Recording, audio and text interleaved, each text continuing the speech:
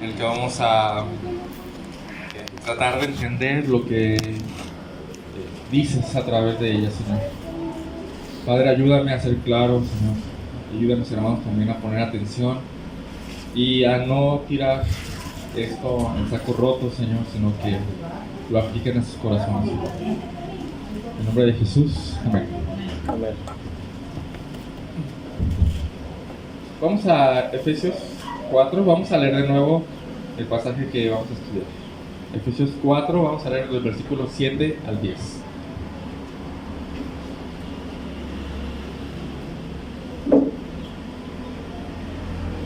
Efesios 4, 7 al 10.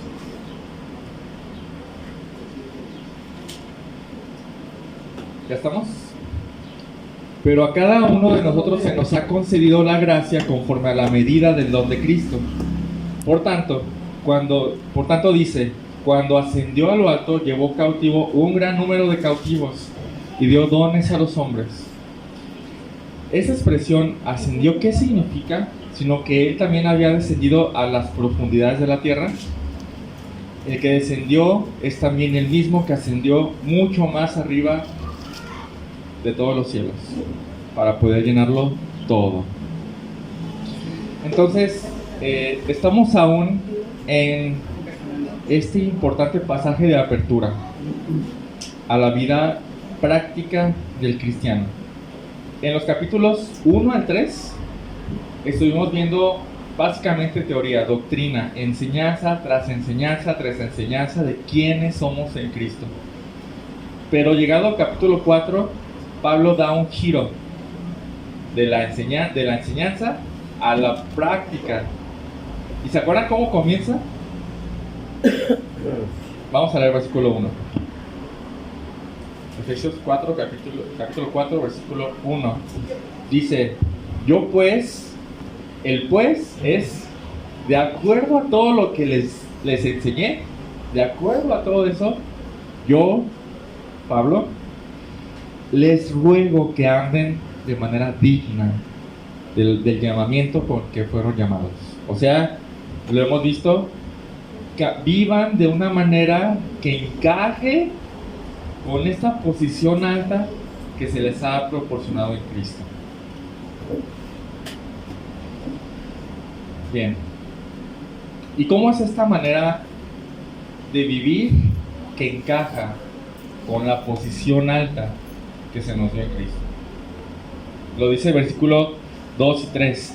Con toda humildad y mansedumbre, soportándoos con paciencia los unos a los otros en amor y esforzándonos por preservar la unidad del Espíritu en el vínculo de la paz. Todos estos ya los vimos en las semanas anteriores. Y el primer énfasis entonces es el primer énfasis del pasaje es el caminar digno, el andar o el vivir, el estilo de vida digno, o sea, que encaja con esta posición. Y aquí está el segundo énfasis del pasaje, versículo 3. ¿Qué dice? El versículo 3.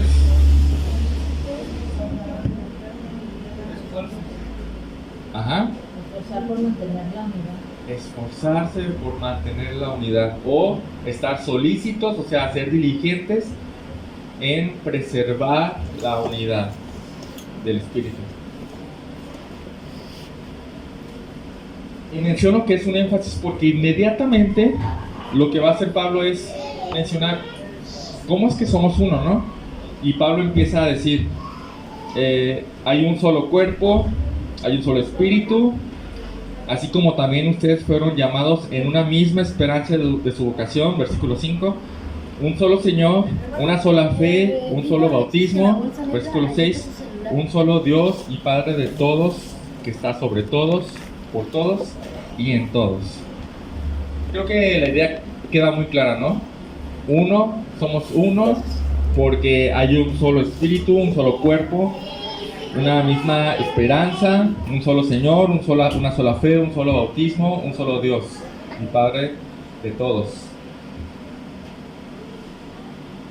Y la idea aquí es de verdad clara. ¿Qué quiere decir? Somos uno. todos. Si se fijaron en el versículo 4 dice, perdón, en el versículo 6 dice 4 veces todos. Dice, un solo Dios y Padre de todos, que está sobre todos, por todos y en todos. O sea, que todos juntos, los cristianos, somos uno. Entonces dice Pablo, esfuércense por preservar esta unidad. Esfuércense. ¿Y recuerdan lo importante de la unidad? ¿Por qué la unidad es importante?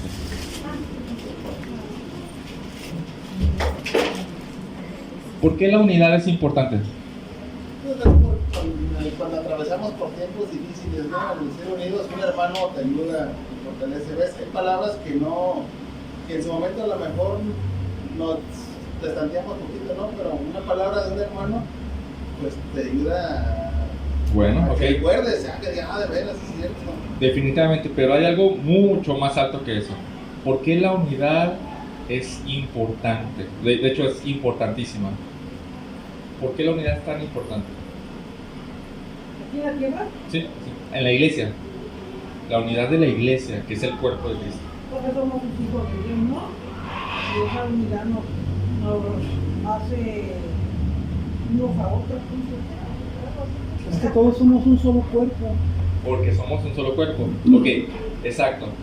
Hay dos razones particulares que quiero mencionarles.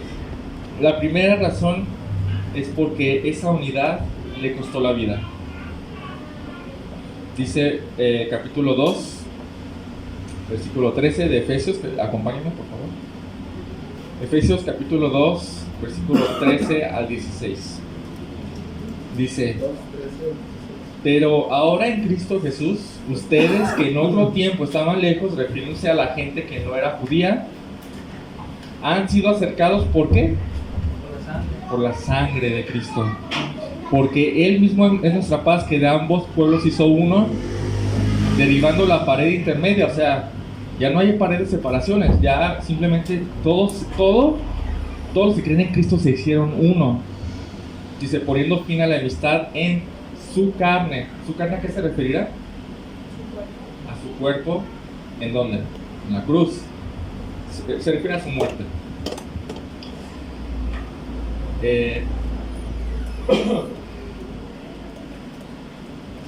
Sigue diciendo el versículo 15, para crear en él mismo de los dos un nuevo hombre, uno solo, estableciendo así la paz, y para reconciliar con Dios a los dos, o sea, a los judíos y a los gentiles, en un solo cuerpo.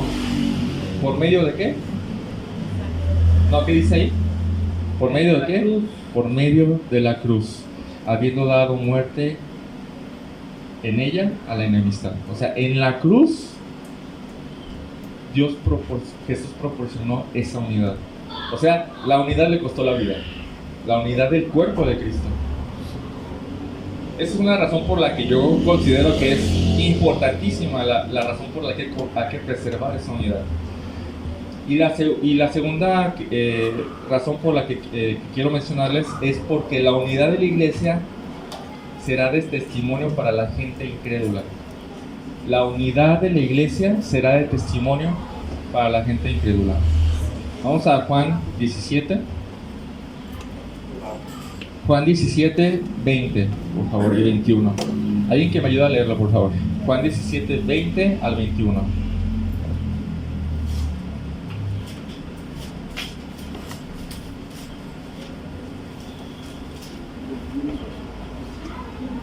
Juan 17, 20 y reto. Mas no ruego solamente por estos, sino también por los que han de creer en mí, por la palabra de ellos. Pausa. Jesús está orando. Esta es su última oración. Está a punto de ser crucificado. Esta es su última noche con los discípulos. Y fíjense por quiénes está orando. Dice, pero no ruego solo por estos que están aquí, sino por los que han de creer en mí, por la palabra de ellos. ¿Por quiénes está orando? Por mí. Jesús está pensando en mí. Dentro de su omnisciencia, Jesús está pensando en mí y en cada uno de sus hijos. Sí, síguele, por favor. Para que todos sean uno, como tú, oh Padre, en mí y yo en ti, que también ellos sean uno en nosotros, para que el mundo crea que tú me enviaste. Wow. La unidad es un testimonio de que el Padre envió a Cristo. ¿Por qué? ¿Por qué si la gente de afuera ve una iglesia unida, por qué la gente diría, órale, hay algo ahí diferente, ¿no? ¿Por qué? ¿Por qué pasaría eso? Testimonio, definitivamente. ¿Por qué sería testimonio como para decirles a la gente incrédula, para que ellos sepan que aquí hay algo divino? Les voy a decir por qué. Ninguna organización se pone de acuerdo. Ningún gobierno, ningún país, todos luchan por poder, luchan por ser los primeros, pero aquí no. En la iglesia generalmente va a buscar la unidad en el vínculo de la paz, como dice Efesios.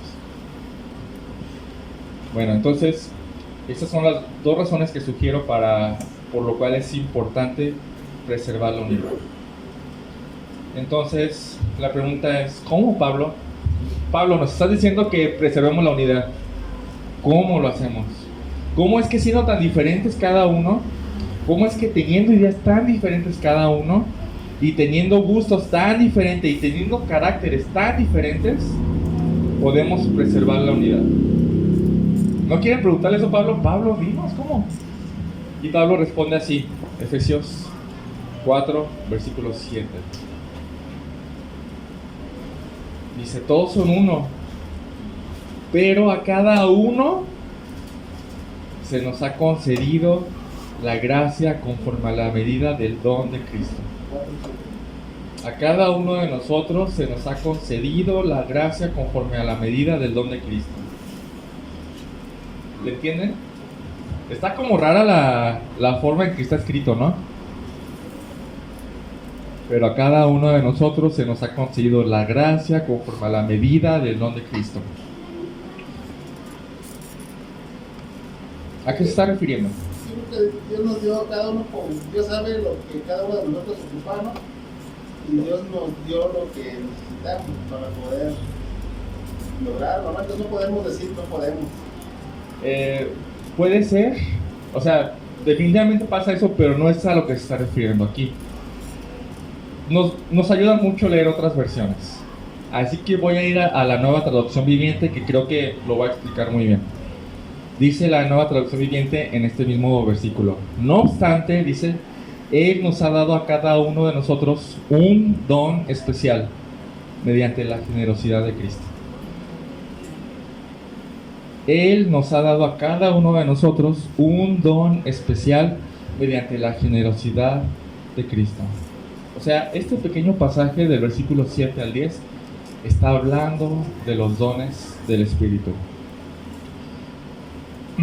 Cuando dice a cada uno de nosotros se nos ha concedido la gracia, no está refiriéndose a la gracia, por ejemplo, de la salvación, que es una gracia, sino está refiriendo a la gracia como un don más, como más regalo, ¿sí? Como más regalo de parte de Cristo. Y la verdad es que Dios pensó en todo, ¿no? Dios nos pide preservar la unidad y entonces Dios provee un recurso para que los cristianos podamos preservar la unidad. Ese recurso quizás es nuevo para ustedes. Ese recurso son los dones del Espíritu. Es algo parecido cuando Pablo dice que unos son ojo, otros son pierna, otros son brazo. No es algo parecido, es eso. Y vamos a entrar en eso un poquito más adelante. ¿Cuáles son estos dones? Estos dones se expresan en Romanos 12 y 1 Corintios 12. Vamos a primero a Romanos 12. Romanos 12, 6 al 8.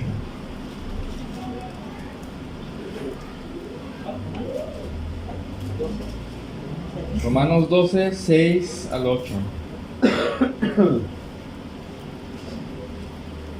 Pero teniendo diferentes dones según la gracia que nos ha sido dada, usémoslos. Si el de profecía, úsese en proporción a la fe. Si el de servicio, en servir. O el que enseña, en la enseñanza. O el que exhorta, en la exhortación. el que da con liberalidad, el que dirige con diligencia y el que muestra misericordia con alegría.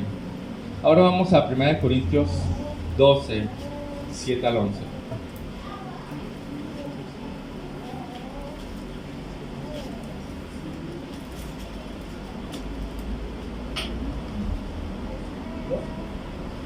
¿Cuál versículo? 1 Corintios 12, 7 al 11. Dice versículo 7, pero a cada uno se le da la manifestación del Espíritu para el bien común. Pues a uno les da la palabra de sabiduría por el Espíritu, a otro palabra de conocimiento según el mismo Espíritu, a otro fe por el mismo Espíritu, a otro dones de sanidad por el único Espíritu, a otro poder de milagros, a otro profecía, a otro discernimiento de espíritus, a otro diversas clases de lengua y a otro interpretación de lenguas. Pero todas estas cosas las hace uno y el mismo Espíritu, distribuyendo individualmente a cada uno según su voluntad. Antes de dar una breve explicación de cada uno, quiero notar tres cosas. La primera cosa es que, no sé si lo han notado, pero dice, todo el tiempo está diciendo a cada uno. A cada uno. ¿Qué quiere decir eso?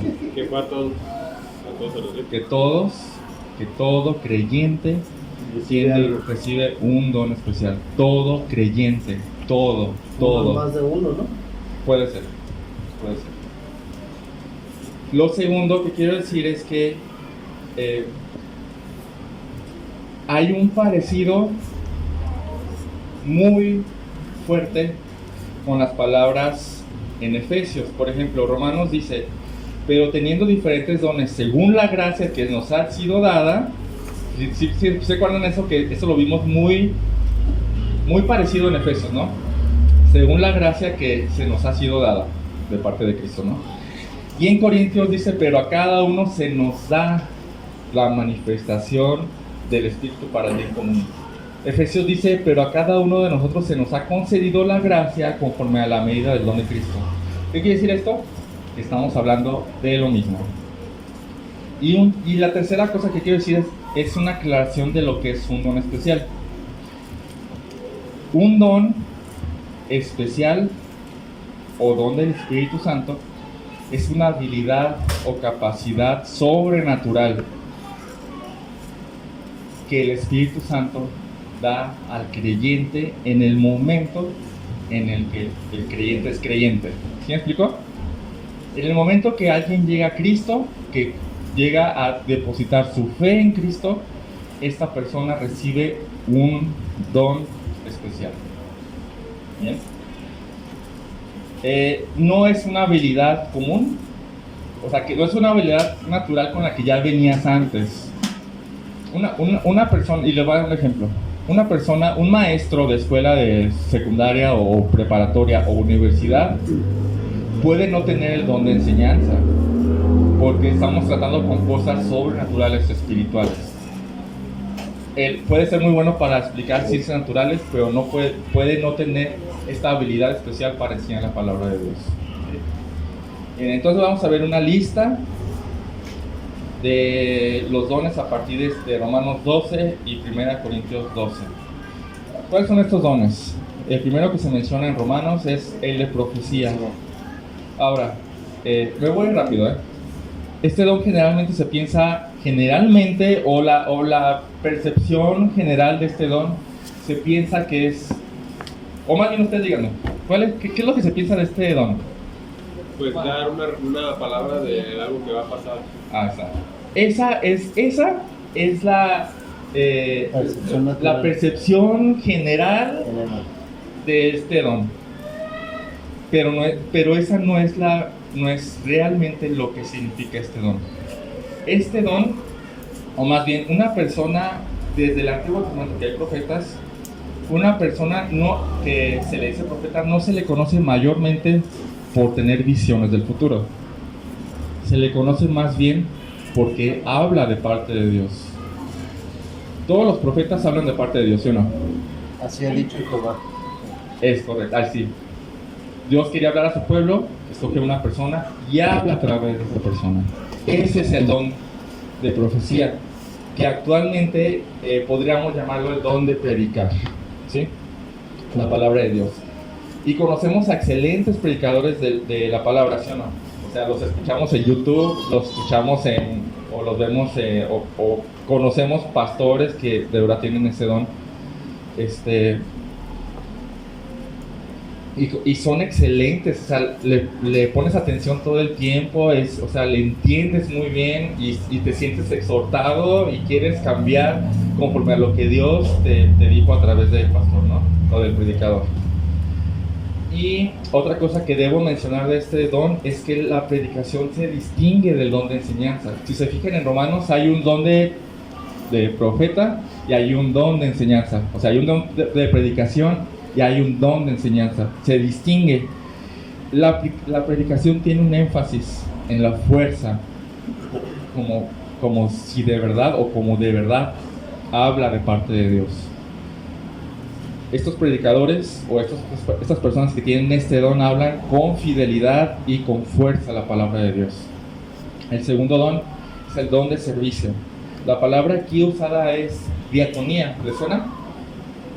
¿Qué palabra sacamos de diaconía? Diácono.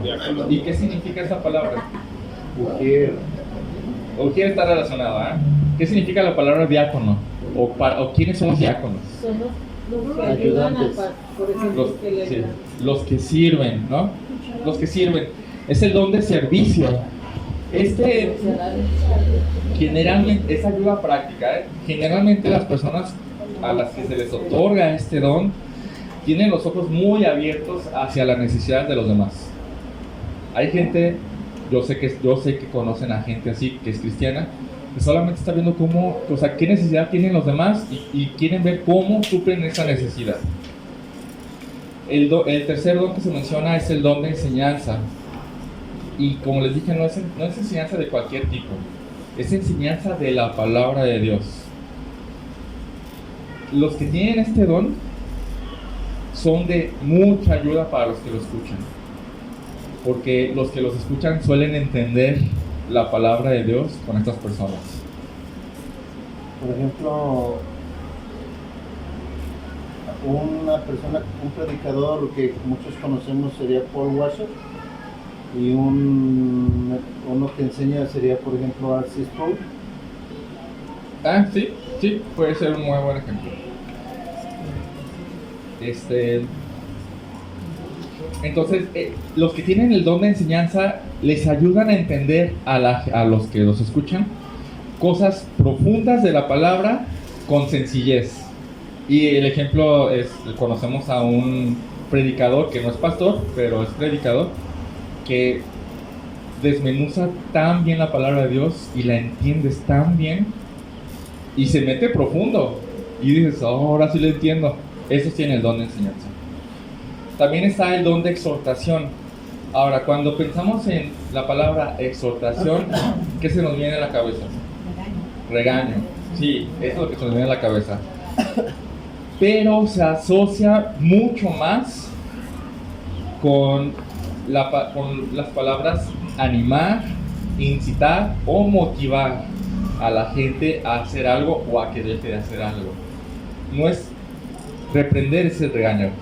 Exhortar es el ánimo de tú puedes, hermano, tú puedes, el Espíritu Santo está en ti y tienes el poder para dejar tu pecado. Esas personas. ¿La consejería? En la consejería, las personas que tienen este don son muy útiles, muy útiles, el don de exhortación.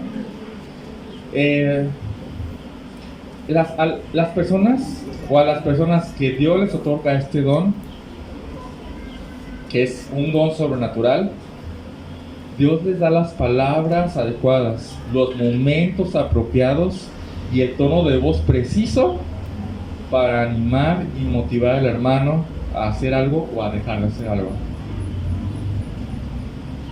El hermano siempre va a usar el recurso de la palabra de Dios para exhortar. No va a exhortar de acuerdo a sus pensamientos. Siempre va a tener, oye hermano, ¿sabes qué? Es que la palabra de Dios dice esto. Entonces, te animo, ¿no? Así. Después está el don de dar. Este don se caracteriza por la disposición de dar generosamente, ¿no? Generosamente. Y desprendidamente, no es con quejas, sino siempre están, sí quiero dar, y quiero dar, y quiero dar, tengan o no, tengan mucho o poco, esto es indistinguible del don. Pueden tener poco y siempre están dando de todos modos. Después está el don de dirigir. Dios en su sabiduría otorgó a algunos este don de dirigir. Y Dios usa este don para guiar a la iglesia hacia un camino preciso, ¿no? Hacia un rumbo específico. O sea, estas personas entienden hacia dónde tiene que ir la iglesia y las dirigen y las van dirigiendo hacia allá. Después está el don de misericordia. Las personas con este don muestran empatía hacia las aflicciones de los demás, muestran paciencia y tolerancia hacia las personas, hacia los pecados de las personas, muestran, más bien se encargan de proveer los recursos necesarios para aliviar su aflicción y para ayudar a los demás a salir del pecado. Después está, ya esos son los de Romanos, y en 1 Corintios está el don de palabras de sabiduría. Este don, ya hay más, ¿cómo se dice? No hay un consenso de lo que significa este don, porque está como rara la idea, ¿no? Palabras de sabiduría y el siguiente es palabras de conocimiento. Entonces, ¿cómo distingues una y otra? Pero podemos distinguirlos así. La palabra de sabiduría se puede referir a la capacidad de entender la palabra y cómo aplicarla a la vida práctica, ¿sí? Porque eso es sabiduría. Entonces, una persona que tiene palabras de sabiduría, ese don, simplemente entiende mucho cómo aplicar la palabra de Dios en la vida práctica, y es, sí o no, es de mucha ayuda a los hermanos. Y en cuanto a palabras de conocimiento, es un don que se puede referir a la habilidad de entender la palabra de Dios y sus misterios, ¿no? No todos, o sea, este don no todos tenemos los dones, ¿verdad? Pero quien tiene este don, se le facilita entender los misterios de la palabra de Dios y explicarlos de manera sencilla también. Bien. El don de fe. Este don está muy relacionado con la oración. Pero el don de fe no se refiere a tener fe y estar súper confiado en algo que no dice la Biblia. Este don va a utilizar la Biblia para decir, yo confío en esta promesa que Dios pone aquí, sin malinterpretarla, sin tergiversarla. Simplemente este don es, creo en esto, y creo que si Dios dice que el cristiano no practica el pecado, yo creo eso y voy a estar orando por ti, ¿no? Entonces estas personas tienen mucha fe en lo que la palabra de Dios dice. Después está el don de sanidad. Este don entendemos que ya no está vigente. Con este don se acreditaba a los que predicaban su palabra en el primer siglo. ¿Por qué? Ahí les va. Como era una palabra nueva, el evangelio era algo extraño, algo nuevo para la gente. Entonces, los apóstoles, por ejemplo, decían, yo vengo de parte de Dios. Y la gente va a decir, ¿y cómo sé eso? Por eso Dios les proporcionó estos dones, como les decimos, espectaculares, para que la gente pudiera decir, sí, ¿quién puede hacer eso? Nadie lo puede hacer. Entonces, Dios les dio esta capacidad especial para certificarlos como los que iban a llevar la palabra de Dios, o como los que iban a escribir palabra de Dios. ¿Ok? Después está el don de milagros, y pasa lo mismo con el don de sanidad. Juan 3:2 tiene un comentario muy bueno acerca de este don. Vamos a Juan 3:2.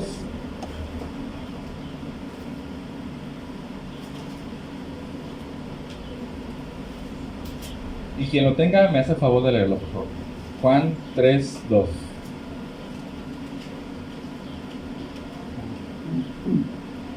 ¿Qué dice? Este vino a Jesús de noche y le dijo: Rabí, sabemos que has venido de Dios como maestro, porque nadie puede hacer las señales que tú haces si Dios no está con él. ¿A qué señales se está refiriendo Nicodemo? A los milagros, a las sanaciones. Entonces, Nicodemo, un maestro de la ley, un doctor en la ley, dice: no inventes, nadie puede hacer las cosas que tú haces. Por eso, exactamente por eso sé que vienes de Dios. Lo que tú haces te acredita como de parte de Dios, como vienes de parte de Dios. Entonces, así quienes venían a Dios, de parte de Dios, portaban muy visiblemente el poder de Dios. Pero eso era mientras los apóstoles eran reconocidos ampliamente como verdaderos, porque cuando su reputación comenzó a consolidarse, ese don se fue retirando. Vamos a 2 de Timoteo 4:20. 2 de Timoteo 4:20. Esta carta es la última carta que escribió Pablo antes de morir. O sea, está en sus últimos días. 2 de Timoteo 4:20. ¿Quién lo quiere leer?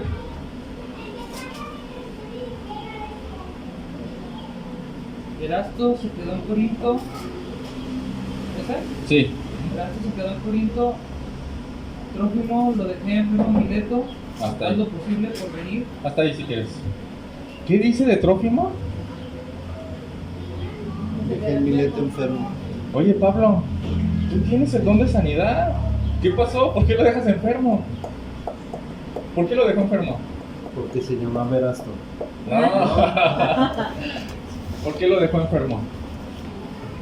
Porque era la Ya había, Se estaba retirando el don porque la certificación ya estaba. ya la tenía. Ya, lo que él escribía, Pedro reconoce, es palabra de Dios junto con todo lo demás. Pedro mismo, que es un pilar de la iglesia cristiana en el primer siglo, Pedro reconoce lo que escribe es palabra de Dios. Todos sus escritos son palabra de Dios.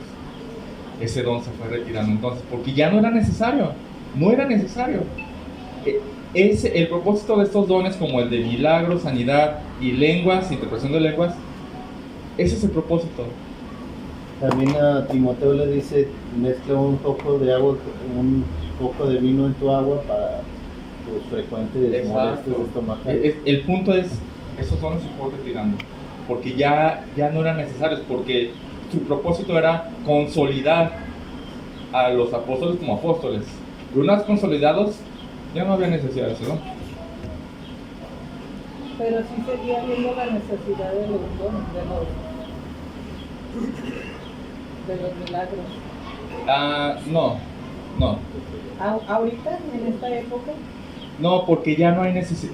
Por el propósito de los milagros y el don de lenguas y el don de sanidad es uno bien específico, que era consolidar, pero ya está consolidado, ya tenemos una palabra que está consolidada como verdadera. Esos dones pues, ya no son necesarios. Me imagino que se refiere a que ella todavía ve milagros en la actualidad. Tendríamos que definir milagro.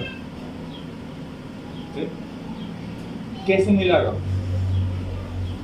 algo fuera de lo natural. Algo que excede lo natural. Le llamamos milagro al nacimiento de un bebé. No, Literalmente es un milagro. no. Es algo impresionante, asombroso. Pero es un milagro si nacen cada cuánto nace un bebé en el mundo. Cada segundo. Cada segundo. Es algo tan natural. Un milagro es una interrupción de lo natural.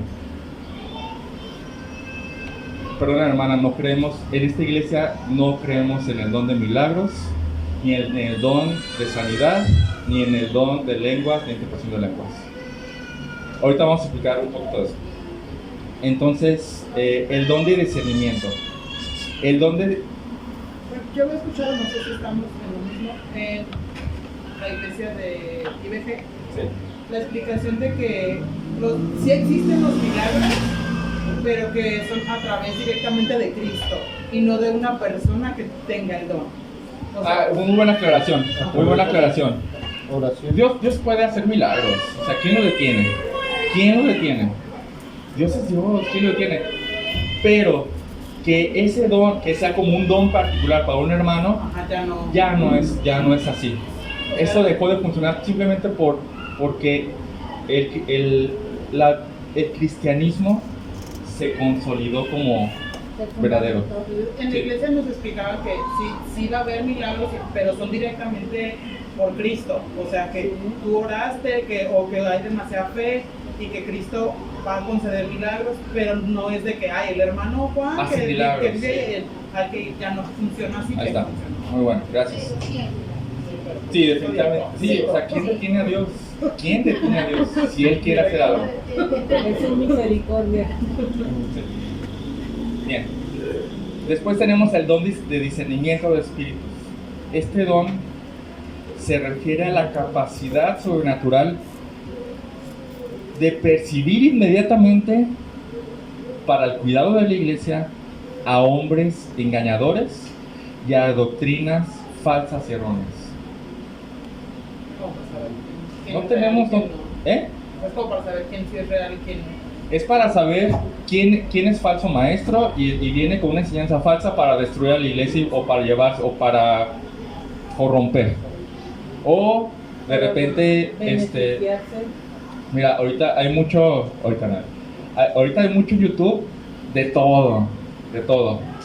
Y de repente todos pueden ver un montón de cosas, pero no todo es correcto, no todo es real y no todo es bueno, aunque se digan buenos y aunque se digan cristianos. La No todo mayoría es bueno. para confundir a... Mucho de lo que YouTube confunde. Entonces, quienes tienen ese don de discernimiento es, oye, aguas hermano, este predicador ni lo escuchas. O de repente escuchas que un hermano está hablando de orar a las 3 de la mañana porque es mágico. Y dices, esa es una enseñanza supersticiosa, está mal esa enseñanza. Sí, o sea, sí, Ana. En Mateo estuve leyendo y habla sobre eso de los falsos profetas. ¿Qué tenemos que hacer nosotros como hermanos que somos inscritos? Prepararnos. ¿Cómo prepararnos? Estudiar la palabra de Dios para que no seamos engañados. Sí, pero Dios da un don especial. Sí, debe ser así, pero Dios da un don especial a gente en particular para ayudarle a toda la iglesia a que no se confundan. Es verdad. Sí, yo quería decir así como que también como niños espirituales podemos ser como una veleta que para cada viento de doctrina, para acá está. Y el hermano de discernimiento de espíritus es, oye, no, mejor vente por aquí. Si quieres escuchar a alguien, escucha a este. ¿Quieres leer algo? Lee esto. Sí, ¿no? pero también lo que voy es que algo de ya cuando vas creciendo espiritualmente, la misma experiencia te va diciendo, sé cauto y sé muy inteligente y ve el trasfondo, ve los entornos, ve las palabras que usa, sus gestos. Y parte de eso, de ese don, yo creo que es la experiencia o el conocimiento. Pero no sé si haya alguien que les ha dado así Obviamente, como hemos visto, la mayoría tiene que ver con la palabra de Dios. Y como lo vamos a ver en las siguientes predicaciones, todo tiene que ver con la enseñanza de la palabra de Dios. Obviamente, el que tiene discernimiento de espíritu se usa la palabra de Dios, o el Espíritu de Dios usa la palabra de Dios en su mente para hacerle ver a esa persona, oye, algo está raro aquí. Eso que está diciendo parece correcto, pero es engañoso. Y puede ser cosas muy sutiles, que pueden engañar a casi cualquiera. Pero a ese no. A ese hermano no le engañan. ¿Sí? Después está el don de lenguas. En la actualidad es otro don que entendemos que no está vigente. Y en la actualidad la gente que dice tener este don habla cosas extrañas. Suele hablar cosas que nadie entiende. Pero el don original que estaba en el primer siglo eran idiomas extranjeros. Por ejemplo, en Hechos 2, ¿no? Ándale, ahí está la palabra en griego, glosolalia, que habla de idiomas, ¿no? En Hechos 2, este don se presentó en cuanto el Espíritu Santo llegó, este don se presentó y empezaron a hablar en lenguas, o sea, en idiomas extranjeros, empezaron a hablar las maravillas de Dios y la gente extranjera empezó a entenderles. Pero no es así en el día de hoy. En el día de hoy creemos que es una farsa, porque no existe ese don ahorita. Entonces, después está el de interpretación de lenguas. Obviamente este don está totalmente ligado a este don de lenguas y tampoco está vigente. Simplemente era, si había alguien que hablaba en lenguas, tiene que haber uno que interprete, porque si no, ¿qué utilidad tiene para la iglesia? Bien. Entonces, habiendo visto esta lista, quiero rezar a Efesios 4, otra vez. Efesios 4, versículo 7. Efesios 4, versículo 7.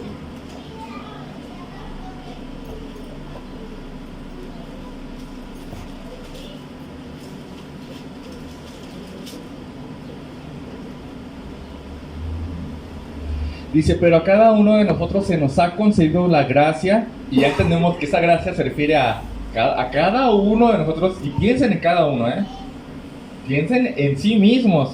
A cada uno de ustedes y yo se nos concedió la gracia conforme a la medida del don de Cristo. Y esto lo dijo porque necesitamos preservar la unidad. Dices, ¿cómo es que los dones que el Espíritu provee nos van a ayudar a los cristianos a preservar en la unidad en la cual fuimos insertados? Bien. Creo que en lo personal yo nunca lo había pensado. Nunca había relacionado la unidad de la iglesia con los dones del Espíritu.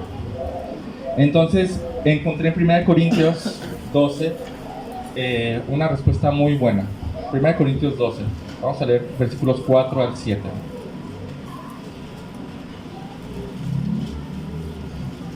Dice, ahora bien, hay diversidad de dones, pero el Espíritu es el mismo. Hay diversidad de ministerios o lugares donde se aplican esos dones, pero el Señor es el mismo. Hay diversidad de operaciones o formas de hacer las cosas, pero es el mismo Dios el que hace todas las cosas en todos. ¿Se fijan que es muy parecido a lo que está diciendo Efesios? Pablo nuevamente está aludiendo a la unidad con las mismas palabras que usó Efesios, la unidad de la Trinidad, en la Trinidad, el Padre, el Hijo y el Espíritu. Y sigue diciendo, versículo 7, pero a cada uno, otra vez, a cada uno. Si eres cristiano, tienes un don. A cada uno se le da la manifestación del Espíritu para el bien común. Y versículo 12, porque así como el cuerpo es uno y tiene muchos miembros, pero todos los miembros del cuerpo, aunque son muchos, constituyen un solo cuerpo, así también es Cristo. Dices, ¿qué está diciendo aquí? Cada uno de nosotros tenemos un don particular, pero juntos somos uno, formamos un solo cuerpo. Y creo que aquí está la clave para entender el propósito de los dones en la unidad del cuerpo. Versículo 14. Porque el cuerpo no es un solo miembro, sino muchos. O sea, el cristiano no es para estar solo. El cristiano, por ahí se menciona, son como leyendas urbanas del cristianismo. Pablo tenía todos los dones. Dices, ¿qué? Eso es absurdo. ¿Por qué tenía todos los dones? ¿No? Pablo no necesita a la demás iglesia. Claro que la necesita. Esa es la importancia también de uno congregarse, pues. Sí, es de lo que estamos hablando. Y dice, si el pie dijera, oh, porque no soy mano, no soy parte del cuerpo, ¿no por eso deja de ser parte del cuerpo? Y si el oído dijera, oh, porque no soy ojo, no soy parte del cuerpo, dice, no, claro que no. O sea, no porque digas que no eres parte del cuerpo, no eres parte del cuerpo. ¿Sí tiene la implicación de esto? Las personas que están de iglesia en iglesia o que no se comprometen en una iglesia tienen que saber, son parte del cuerpo y hay una responsabilidad, hay una gran responsabilidad. Si todo, Si todo el cuerpo fuera ojo, ¿qué sería del oído? O si todo fuera oído, ¿qué sería del olfato? Ahora bien, Dios ha colocado a cada uno, otra vez a cada uno de los miembros en el cuerpo según le agradó. Nadie escoge qué ser. Nadie lo escoge. Dios nos lo da y tenemos que funcionar de acuerdo a lo que nos da.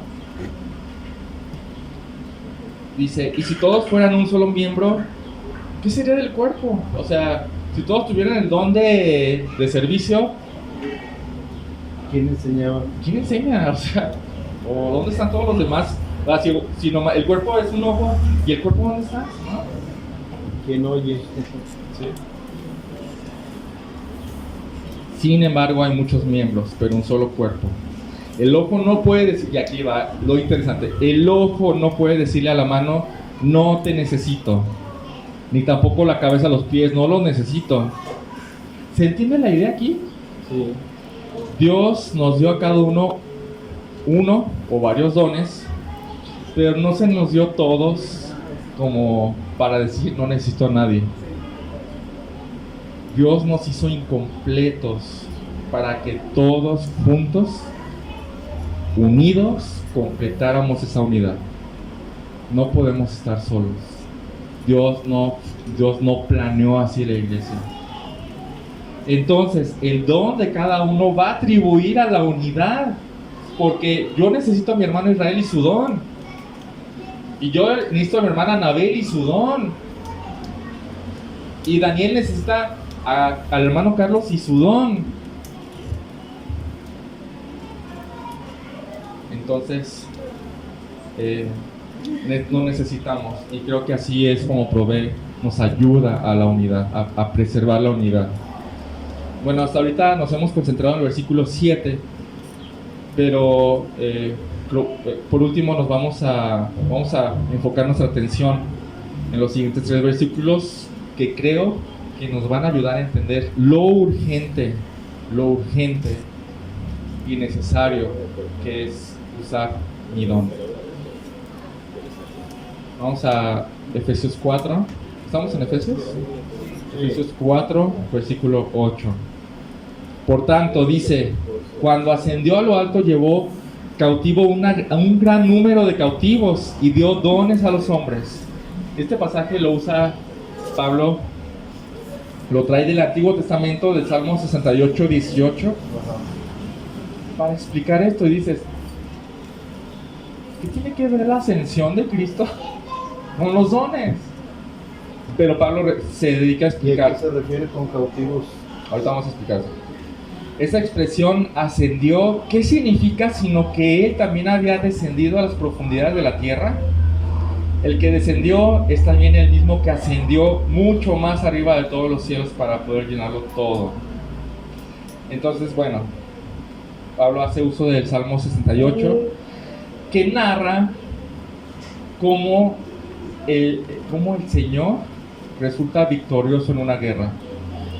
Y en aquellos tiempos, cuando un rey derrotaba a sus enemigos, traía consigo a los prisioneros y traía consigo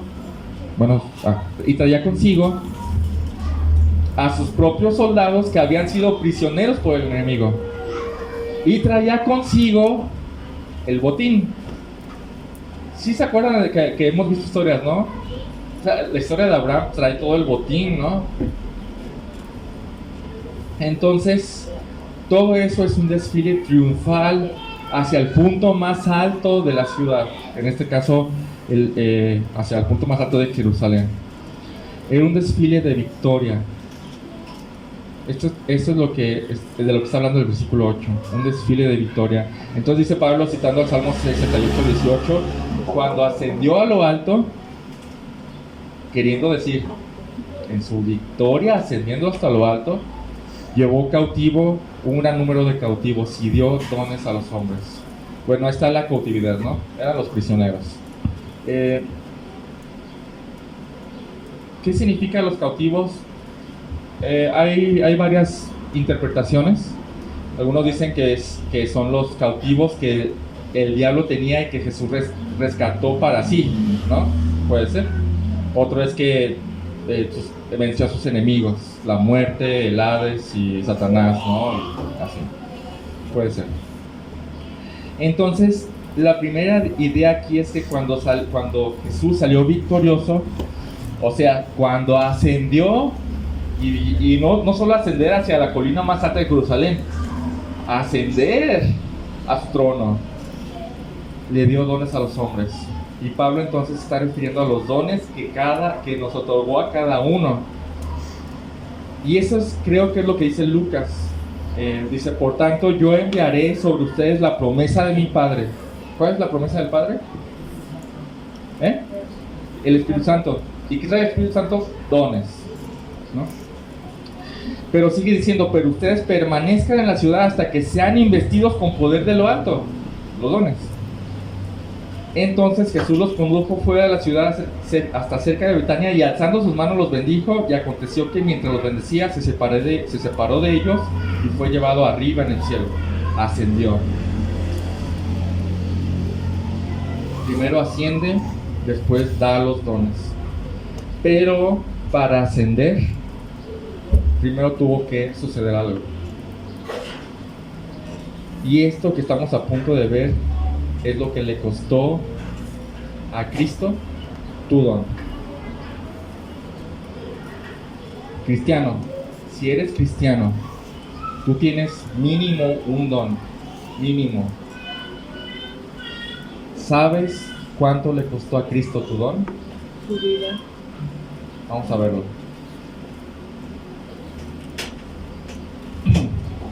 Dice, esta expresión ascendió, ¿qué significa sino el que también había descendido a las profundidades, o, Reina Valera, a las partes más bajas de la tierra? ¿Qué significa esto? Es algo, ¿por qué no dice a la tierra, no? ¿Por qué dice a las profundidades o a las partes más bajas de la tierra? ¿Qué significa esto? Creo que esto tenemos que leerlo junto con el versículo 10 para entender la magnitud. Dice, el que descendió es también el mismo que ascendió mucho más arriba de todos los cielos para poder llenarlo todo. Entonces el versículo 9 dice que descendió a las partes más bajas de la tierra, y el versículo 10 dice que ascendió mucho más arriba de todos los cielos. Superlativos, ¿no? Las partes más bajas, las partes más altas. Superlativos. Y básicamente es una declaración dramática de su encarnación. Un pastor lo pone de esta manera.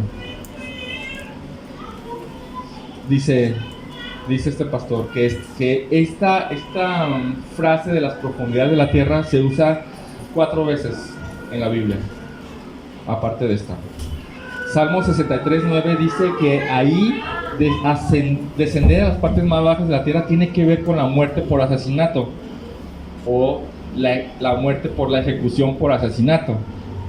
Dice, también se usa una frase similar en Mateo 12:40, donde dice el corazón de la tierra, y se refiere a la historia de Jonás, ¿se acuerdan, no? Ajá.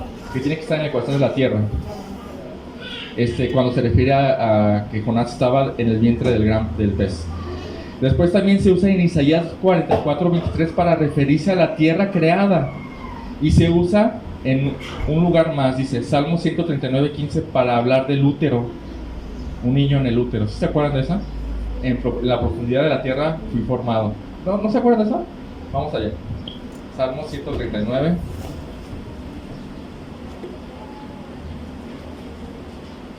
Salmo 139:15.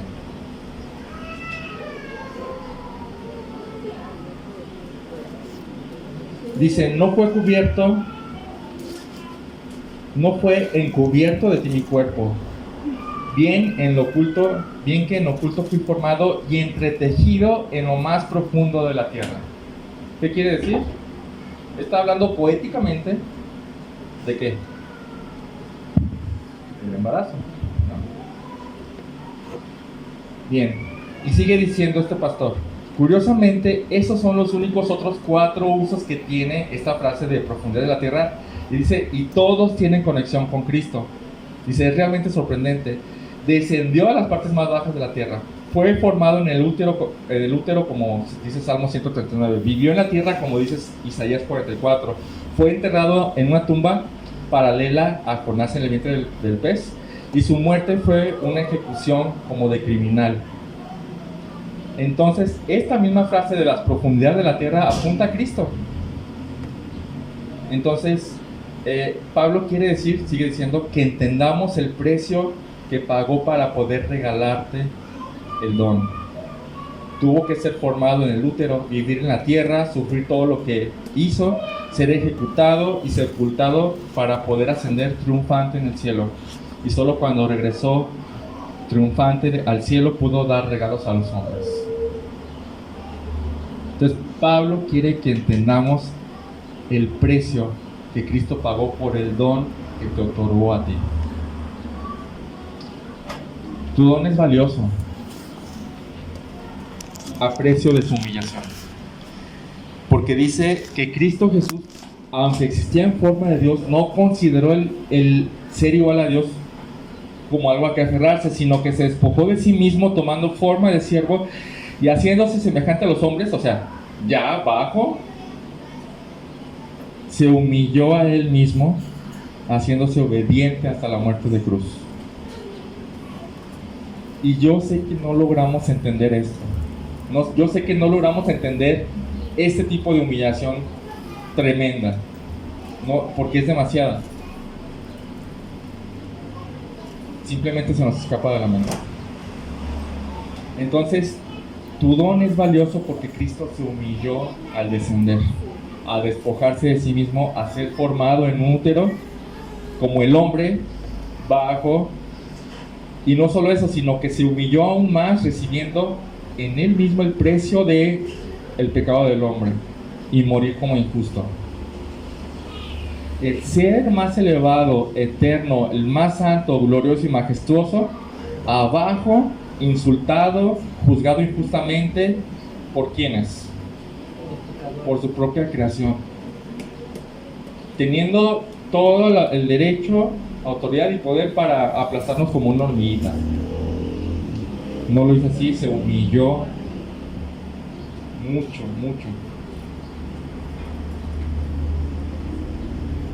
Y fue asesinado con la peor clase de muerte hasta el momento que era la crucifixión. Ahora, ¿tú te has sentido humillado alguna vez? ¿Sí? ¿Qué se siente? ¿No es como impotencia, como no, esto no está bien, Derrotado. Sí. Magnifica eso al infinito.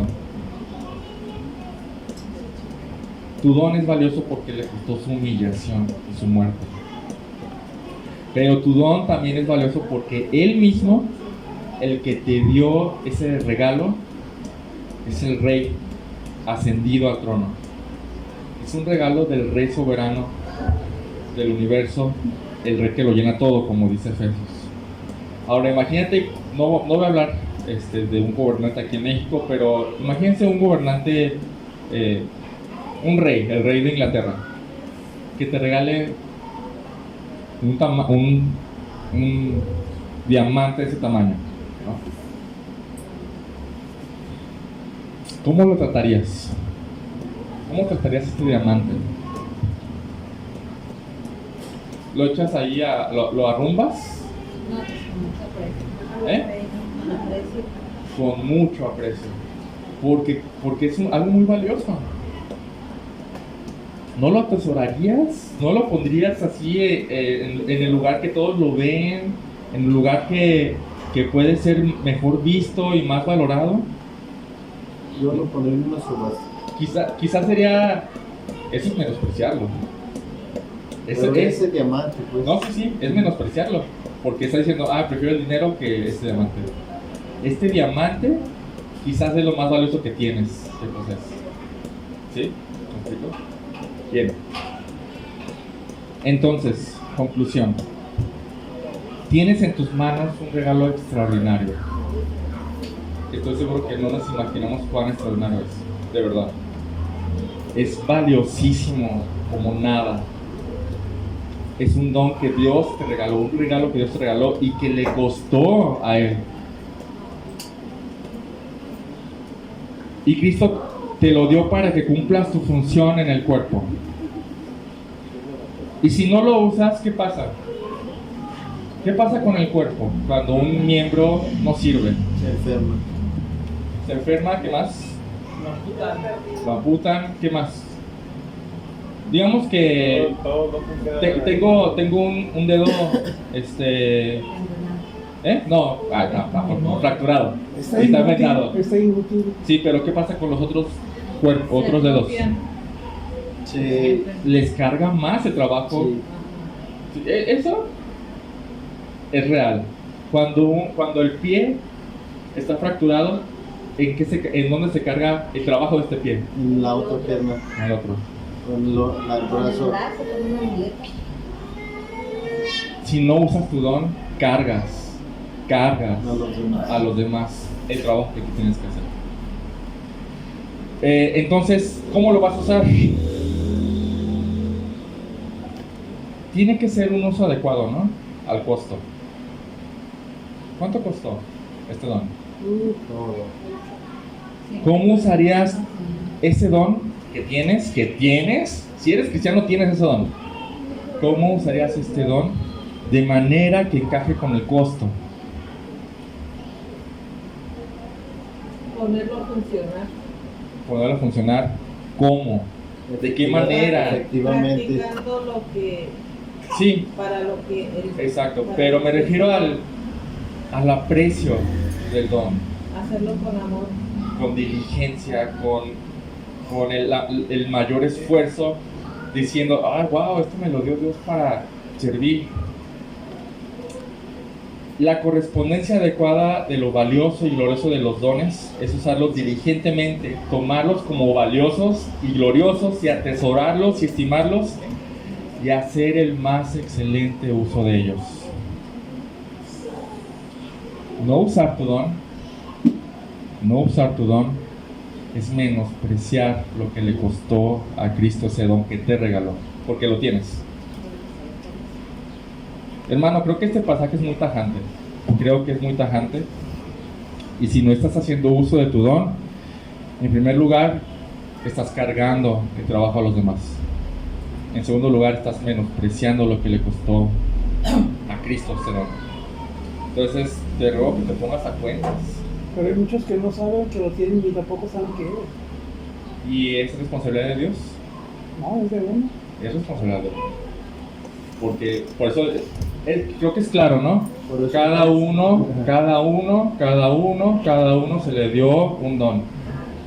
Es su Y ahora responsabilidad. ya sabes que hay 3 lugares en donde puedes Sí. investigarlo. Sí.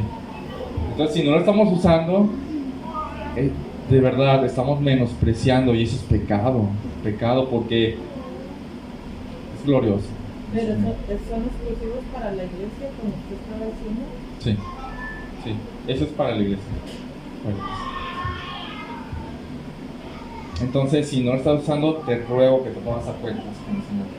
Te ruego que te pongas a cuentas. Y si tienes alguna duda acerca del tema, platica conmigo. Yo te puedo orientar. Te puedo decir cómo descubrirlo si no lo sabes, cómo usarlo si no tienes idea cómo usarlo. Ven conmigo. Vamos a orar. Bendito Padre, te doy gracias por este pasaje, Señor, y Señor, gracias por poner en el justo nivel en nuestra mente el costo, Señor, del don. Creo que esto nunca lo habíamos visto, en lo personal yo no lo había visto, Señor, y gracias por esta perspectiva tan elevada del costo del don, Señor. Ayúdanos, Señor, ayúdanos a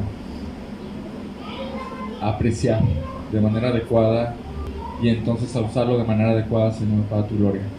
En nombre de Jesús. Amén.